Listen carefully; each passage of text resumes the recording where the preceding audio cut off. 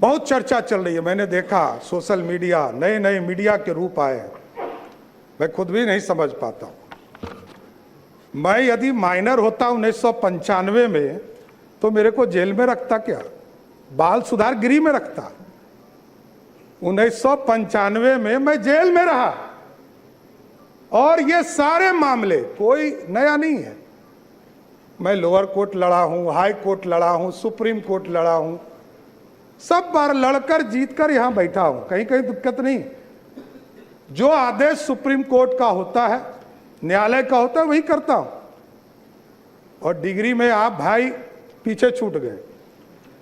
मैं तो यूजीसी हो या यूनिवर्सिटी का मान्यता हो, जब तक उसका प्रमाणित नहीं किया गया तब तक मैं एफिडेविट में अपना, और इसके लिए भी अब चर्चा होगी कि एफिडेविट हाफिडेविट आप कह रहे हैं। अरे भैया, ये बिहार के लोग अब ये बोल रहे हैं कि 3 बार आपका शब्द बदल गया। अरे भाई, मैं 6ठी बार मंत्री के दर्जे में हूं, मुख्यमंत्री हूं। 1999 में पहली बार मंत्री बना, 27 साल हो गए। जितने समय के बाद तो लोग राजनीति छोड़ देते हैं। अभी हमारे भाई अख्तरुल जी ने कहा कि सबसे युवा मुख्यमंत्री, लालू जी सबसे पहले युवा मुख्यमंत्री हुए, लेकिन पूरे बिहार को लूटने में लग गए। इसलिए युवा नहीं, बिहार को समृद्ध बनाना है, बिहार की समृद्धि के लिए काम करना।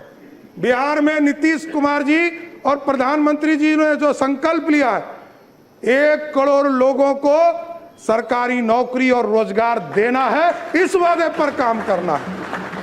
और महिलाओं के लिए स्पष्ट बताना चाहता हूं, नीतीश कुमार जी एक गार्जियन के तौर पर बिहार में काम करते रहे। आदरणीय प्रधानमंत्री जी लगातार महिलाओं के सम्मान में आगे बढ़ रहे, और अभी कह रहे थे ना कि आरक्षण के अंदर आरक्षण दे दीजिए। विजय बाबू उठे तो इनको कहे कि दर्द हो रहा है। आज देख लीजिए, हमारी बहनें यहां बैठी है, 29 विधायक हैं यहां पर, उसमें से 23 विधायक सिर्फ ओबीसी या दलित समाज से है, 2/3 से अधिक।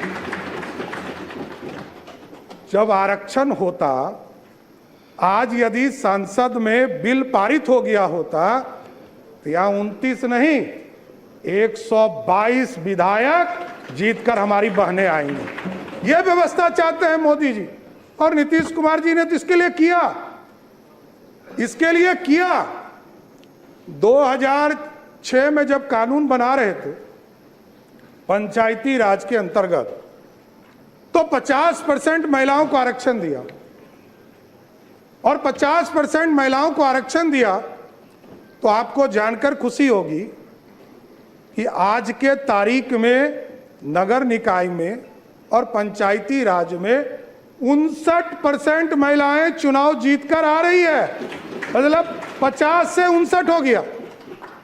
इसलिए महिलाओं का सम्मान करना पड़ेगा, और मैं तो गारंटी देता हूं कि स्पष्ट तौर पर बिहार की पुलिस काम करेगी, और महिलाओं के तरफ कोई भी गलत नजर उठाता है तो उसको पताल से भी निकालने का काम हमारी पुलिस करेगी साथी।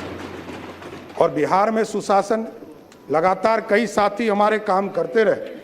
यहाँ पर राजस्व में आपने देखा कई चीज़ों को 2011 में से लगातार लोक सेवाओं का अधिकार कानून लागू किया गया।